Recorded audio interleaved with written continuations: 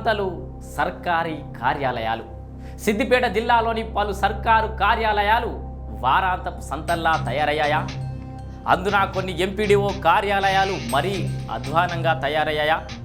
సాఫ్ట్వేర్లు వారానికి ఒకసారి వీకెండ్ పేరుతో జల్సాలు చేస్తే సర్కారీ ఆఫీసర్లు మాత్రం వారమంతా డుమ్మా కొట్టి జల్సాలు కొట్టి వారాంతంలో ఏదో చుట్టం చూపుగా ఆఫీసులకు వెళ్తున్నారా? ఎంపీడీఓల ధనదాహానికి గ్రామ పంచాయతీ సెక్రటరీలు బలవుతున్నారా?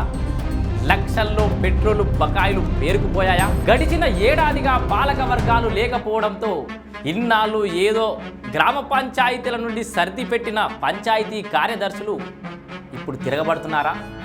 పెట్రోల్ బకాయిలేంది, పంచాయతీ కార్యదర్శులేంది, ఎంపీడీఓల హస్తం ఏముందని ఆశ్చర్యపోతున్నారా? అసలు విషయం చెప్తా పదండి. కొత్తగా చూసిన వాళ్ళు ఎవరైనా ఉంటే సబ్స్క్రైబ్ చేయండి, పాత వాళ్ళు ఎవరైనా ఉంటే కొత్త వాళ్ళకి చూపించే ప్రయత్నం చేయండి. ఈ వైడి న్యూస్ వేదికగా అనేక అవినీతికి సంబంధించిన కథనాలు అయితే ప్రచురించినాం. కొత్త వాళ్ళు ఉంటే ప్లేలిస్ట్లో చూడొచ్చు. అండ్ దీనికి సంబంధించిన ఓనర్లు, స్పాన్సర్లు, పార్ట్నర్లు అంటూ ఎవరు లేరు.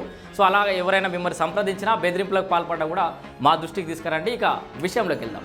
సిద్దిపేట జిల్లాలోని పలు మండలాలకు సంబంధించిన ఎంపీడీఓలు విధులకు సరిగ్గా హాజరు కావడం లేదని వినికిడి. కేవలం వారానికి 2 రోజులు మాత్రమే వస్తూ మిగతా రోజులు ఫీల్డ్ విజిట్ చేస్తున్నట్టు రోజుకో సెక్రటరీ పేరుతో రాయించుకుంటూ కాలం గడిపేస్తున్నారట. సరే పోతే పోనీలే, ఎవరి నిజాయితీ వారిది అని సర్దు చెప్పుకుందామని పంచాయతీ కార్యదర్శులు అనుకుంటుంటే అక్కడే మొదలవుతోంది అసలు పంచాయతీ. ఒక్కో రోజు ఒక్కో విలేజ్ సెక్రటరీ పేరిట ఎంపీడీఓ గారికి ఉచిత డీజిల్ లేదా పెట్రోల్ కొట్టించాల్సిందేనట.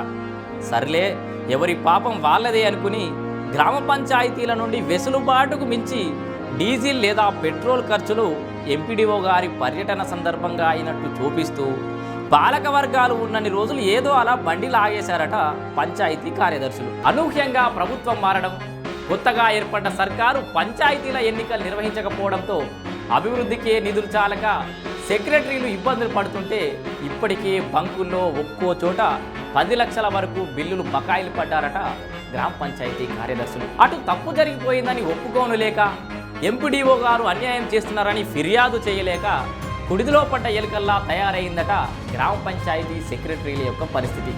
ఇక రేపో బాపో ట్రాన్స్ఫర్కు సిద్ధంగా ఉన్న ఒకసారికైతే సరిగ్గా కనెక్ట్ అయ్యే కథనమట ఇది. ఇక సెక్రటరీలు ఎవరైనా నేరుగా కలెక్టర్ గారికి ఫిర్యాదు చేస్తే మీడియాగా మా వైడి న్యూస్